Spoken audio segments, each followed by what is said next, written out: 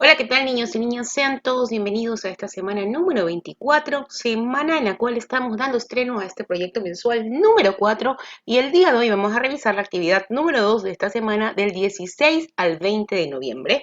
Pero antes vamos a recordar cuál es el nombre de este proyecto mensual número 4, que es La curiosidad llena mi mundo de conocimientos.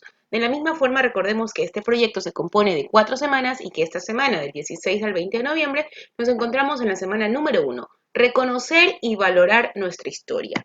Y hemos llegado a la actividad número 2, sitios arqueológicos nacionales, que esta actividad corresponde a la materia de estudios sociales. Y empezamos el día de hoy con un ¿sabías qué? Los sitios arqueológicos son lugares en los cuales se preservan evidencias de actividades que han sucedido en el pasado. ¿Sí? Aquí tenemos la pirámide del Sol ubicada en San Juan de Teotihuacán, Ciudad de México. Aquí estoy yo. ¿Sí? Como yo les había comentado anteriormente, yo realicé mis estudios en México y tuve la oportunidad de conocer este sitio arqueológico impresionante poder observar este tipo de pirámides. Ahora, continuamos. Responde la pregunta en una hoja. ¿Qué crees que podemos encontrar en un sitio arqueológico? ¿Qué ustedes creen que podamos encontrar en un sitio arqueológico? Pues bien, podemos encontrar osamentas, ¿verdad? Que estas osamentas nos dan a conocer cómo eran estos animales prehistóricos, ¿sí? Por ejemplo, nosotros sabemos la idea de cómo eran los dinosaurios justamente por las osamentas que han sido encontradas, ¿sí? También podemos encontrar joyas de la antigüedad, ¿verdad? Las joyas de la época que habitualmente estaban hechas de oro. También podemos encontrar este tipo de arquitectura prehistórica que son las pirámides, como las que yo le acabé de mostrar, o estas que son las pirámides de Egipto, ¿sí? Y, por supuesto, los jeroglíficos, que era el lenguaje con el cual se comunicaban diferentes culturas prehistóricas, ¿sí? Muy bien, ahora, los sitios arqueológicos. En América Latina, los vestigios de estas civilizaciones se encuentran en varios puntos del continente, enmarcados en zonas naturales. Recorrerlos permite intuir el esplendor de unas civilizaciones perdidas en el tiempo. México, Colombia, Perú y Ecuador son algunos de los países que conservan los vestigios de civilizaciones precolombinas, como los mayas, los incas y los aztecas. La ciudad maya de Tikal, en Guatemala, las majestuosas ruinas del Machu Picchu, en Perú, o las ruinas de Chichén Itzá, la capital más importante de la cultura maya, localizada en Yucatán, en México. Son algunas de las más representativas del continente. Ecuador también conserva, en varios puntos de su geografía, los restos y cimientos de importantes civilizaciones preincaicas, como el Museo del Sitio de Tulipe, las ruinas de Cochasqui, las ruinas de Incapirca, la comuna de Agua Blanca en Manabí, el complejo de Pumampungo de Cuenca o el Rumicucho en la mitad del mundo. ¿Sí? Lee sobre los españoles en Andinoamérica Ecuatorial, en el texto integrado de estudios sociales del sexto año de educación general básica media, desde la página 16 hasta la página número 20. Y vamos a pasar a leer justamente estas páginas para poder desarrollar nuestras actividades del día de hoy. Españoles en Andinoamérica Ecuatorial. Los primeros pasos. La llegada de los españoles a Andinoamérica Ecuatorial no fue tan sorpresiva para sus pobladores. Mayas, aztecas e incas parecen haber tenido leyendas y premoniciones sobre su venida, según los escritos de los cronistas. Los españoles llegaron a las tierras del Tahuantinsuyo en 1530, después de 30 años de su arribo a México, y no es de extrañar que le informaran al Inca de este suceso. Se cuentan hechos asombrosos acaecidos acerca de 1512, entre fantásticos y reales, terremotos, aguajes extraordinarios, aparecimientos de cometas en el cielo y fenómenos lunares inexplicables. Lo cierto es que los indígenas recibieron temerosos a los españoles. La colonia.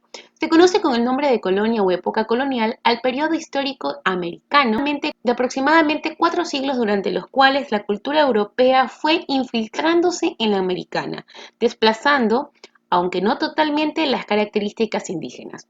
Alianzas y resistencias. Los españoles ni siquiera lo pensaron, pero uno de sus mejores aliados en la conquista tuvo la forma de virus y bacteria. Llegaron con ellos y nativos no tenían defensas para combatir enfermedades como la viruela, el sarampión o la gripe. Y aquí podemos ver una imagen de cómo fallecían los indígenas víctimas de la viruela. Incluso antes de que el conquistador Pizarro llegara a las costas de América Ecuatorial, una enorme cantidad de población del Incario murió por enfermedades, para las cuales no tenían remedio. Fue la primera evidencia de que el mundo estaba cambiando. Por otro lado, recordemos que la invasión inca había provocado resentimientos en algunos señoríos. Estos creyeron vengarse del Inca apoyando a los conquistadores. Se conoce, por ejemplo, que los cañaris apoyaron a los conquistadores en su avance hacia Quito. Pero también hubo resistencia. La lealtad del general Rumiñahui obstaculizó de muchas maneras la marcha de los conquistadores sobre Quito. Según el sociólogo Luis Bozano, varias comunidades con sus jefes se sumaron a la tarea de impedir el avance de los pocos soldados al mando de Sebastián de Benalcázar. Las crónicas nos hacen conocer que hubo muchas celadas organizadas para acabar con los invasores, pero no lograron detener a los conquistadores que llegaron a Quito. Les había tomado cerca de un año venir desde Cajamarca, donde murió Atahualpa. Razones para el triunfo de la invasión. Los estudios reconocen algunas estrategias de los españoles que les facilitaron imponerse ante un imperio tan grande. Y tenemos 5 puntos. El primer punto nos dice, la guerra entre Atahualpa y Huáscar había terminado hace poco tiempo y sus consecuencias estaban frescas. Punto número 2. Ciertos señoríos autóctonos o traídos de otros territorios, como Micmac, expresaron su resentimiento hacia los incas y apoyaron a los conquistadores. Punto número 3. Pizarro recibió el apoyo de ciertas élites cusqueñas que buscaban reivindicarse de la derrota de Huáscar. Punto número 4. La sorpresa que constituyó la prisión y la muerte de Atahualpa resquebrajó la estructura centralizada del Incario que dejó a sus súbditos atónitos. Y punto número 5, el armamento utilizado por los conquistadores frente al usado por los nativos era superior. ¿Sí? El orden colonial, tras el aspirado tesoro. En 1534, Benalcázar y sus hombres se encontraron a Quito como una ciudad desolada. Rumiñahui, que se había adelantado, ordenó la evacuación y la quema de las edificaciones importantes y los centros de almacenamiento. Hizo desaparecer todo lo que los españoles podían apreciar y castigó con la muerte a los señoríos que habían apoyado a los conquistadores. Benalcázar y sus hombres, que habían luchado por llegar a Quito ambicionando el oro que le dijeron que había, apresaron, torturaron a los pueblos cercanos y buscaron la información del lugar donde había sido escondido el tesoro. Poblar la ciudad.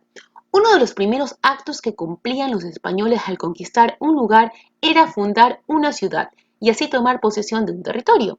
Así hicieron cuando llegaron a Quito y otras ciudades. Se repartieron los lotes que conformarían la ciudad de acuerdo con los méritos demostrados por el conquistador. Los planificaron en cuadrículas regulares que se adaptaban a las irregularidades geográficas. Más tarde, se encargaron tierras o encomiendas en lugares fuera de la ciudad a un encomendero para que las cultivara.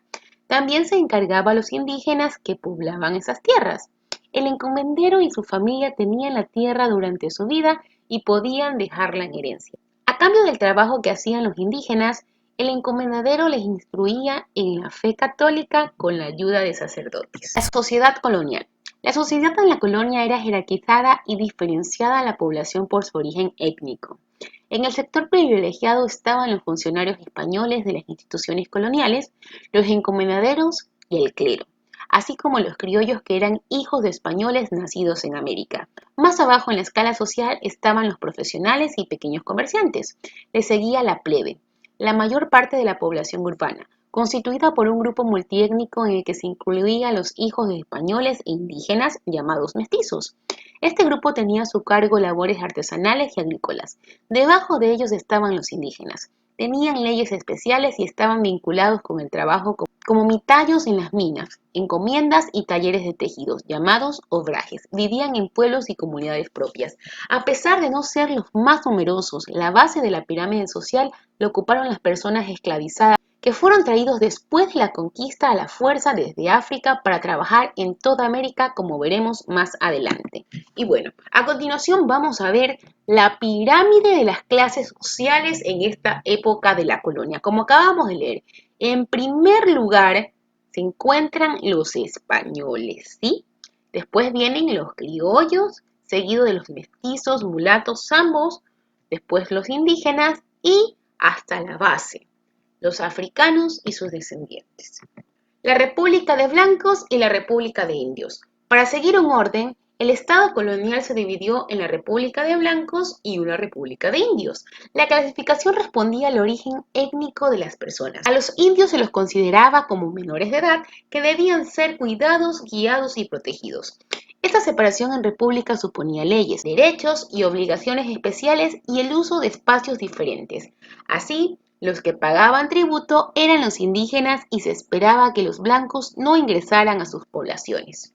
Muy bien, hemos terminado de leer las páginas 16 hasta la página 20 del texto integrado del sexto año de Educación General Básica. Ahora, vamos a realizar una lluvia de ideas en tu cuaderno sobre los españoles en Andinoamérica Ecuatorial. Primero, una lluvia de ideas es todo lo que se te pueda ocurrir de acuerdo a lo que acabamos de leer, ¿sí? Por ejemplo, a mí se me ocurre que los incas presentían o sabían que iban a llegar los españoles. También las enfermedades fueron aliadas de los españoles y los incas no tenían defensas para las nuevas enfermedades, ¿sí? Este es mi ejemplo de lluvias de ideas. Ahora, la siguiente actividad nos dice, crea un dibujo sobre el tema anterior en una hoja de papel. Toma en cuenta la lluvia de ideas y no olvides colorear tu dibujo. Puedes ayudarte, por ejemplo, del ciclo del agua, ¿sí? Y aquí está lo que yo acabé de expresar en mi lluvia de ideas, que era este tema de que los incas se enfermaban debido a que no tenían defensas para las nuevas enfermedades que traían los españoles, ¿sí?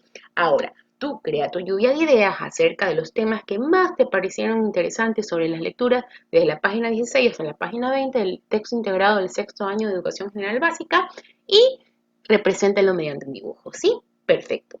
Ahora, vamos a revisar el resumen de actividades para esta actividad número 2. En primer lugar, lee el texto propuesto por la ficha pedagógica. En segundo lugar, responde la pregunta en una hoja. ¿Qué crees que podemos encontrar en un sitio arqueológico? 3. Lee sobre los españoles en Andinoamérica Ecuatorial en el texto integrado de Estudios Sociales del sexto año de Educación General Básica Media, desde la página 16 hasta la página 20. Una vez que hayas leído esto, vamos al punto número 4, vas a realizar una lluvia de ideas en tu cuaderno sobre los españoles en Andinoamérica Ecuatorial. Y 5. Crea un dibujo sobre el tema anterior en una hoja de papel.